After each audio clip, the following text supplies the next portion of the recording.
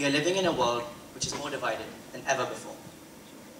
You just have to look at social media, such as Facebook, Twitter, or Instagram, or even traditional media sources, such as the newspaper or the radio, to see the full extent of the racial divisions, polarizing political ideologies, and the economic fragmentation present in our world today. Take a look at any of the recent crises that have affected our world over the last couple of years.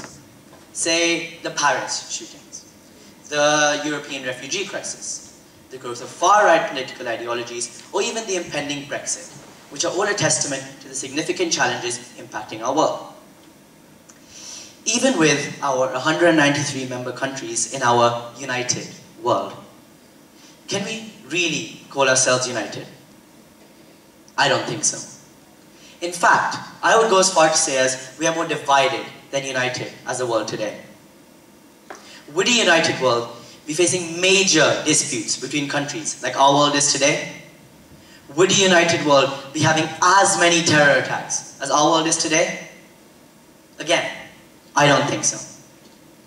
So, it got me thinking, what if there was a way that we could stop all of this? What if there was a way we could stop the spread of hate and terror and spread peace, love, and unity across our world? My attempt at a solution? A world with no walls, no barricades. A world without borders. A world with one singular country.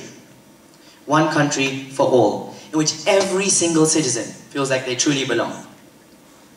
Now, you may be sitting here in this auditorium thinking that this idea is unrealistic, it's far-fetched, which to be fair it is. But today I'm going to be looking at the advantages and the disadvantages of the scheme to see if it is a viable idea and something that can potentially work in the future. So, the most important thing for this to work is the implementation of a democratic world order, with economic and political equality served to all 8 billion odd citizens of this country.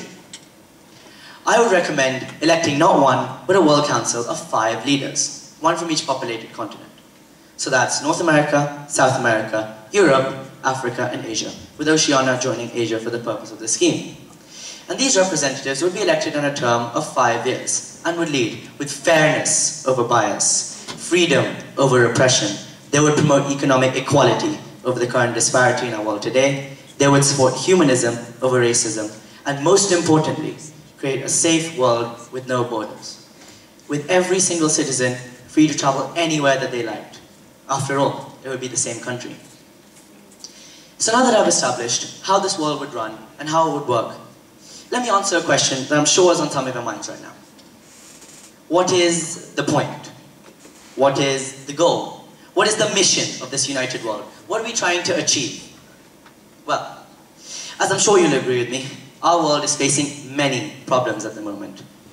But there are 2 main ones which are affecting us greatly now and will continue to affect us unless we do something about them. The first is the issue of security. No one feels safe anymore. Terrorist attacks are becoming increasingly prevalent. And in fact, from 2015 till now, the number of terrorist attacks have increased by 650%. 650%! Just think of how large that is.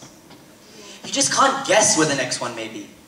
It may be in a Texas church, on a London bridge, or even in the Philippines. And the second problem that I'm going to be talking about is the issue of climate change. We are killing our planet. We just don't seem to care. Everyone here today takes a couple of things for granted. We all take for granted that we can breathe fresh, clean air. We all take for granted that we can drink clean water. However, if we continue to go about our ways and don't address our problems, our children, our descendants, won't be able to have these basic guarantees. They won't be able to live happy, healthy lives because there'll be no more basic resources left for them to live. So, on to solving these problems. The first problem, the issue of security. How do we ensure that there are no terrorist attacks in this country? Well, by making sure that people feel recognized and not repressed, and providing equal opportunities to jobs, education, and healthcare, we would hope that every citizen has a somewhat happy life. And on to the second problem, the issue of climate change. By implementing Paris Agreement-esque conditions, and trying to use as much of renewable energy sources and as little of fossil fuels as possible, we would hope to ensure that we could create a world with prosperity, not pollution. So, finally, I know that my speech is about an unrealistic and utopian proposition, but if there's one thing that I want you to take away from my speech today, is that we have problems. We have many problems. But we need to start accepting these problems and doing something about them instead of shying away from these problems. In this auditorium here today, we have people from all over the world. We have people from England, we have Indians, we have Americans, we have Australians. But instead of considering ourselves as an English person, or an American person, or an Indian person, we should start considering ourselves as one. We are all humans, we are all citizens of the same planet, we all live on the same earth.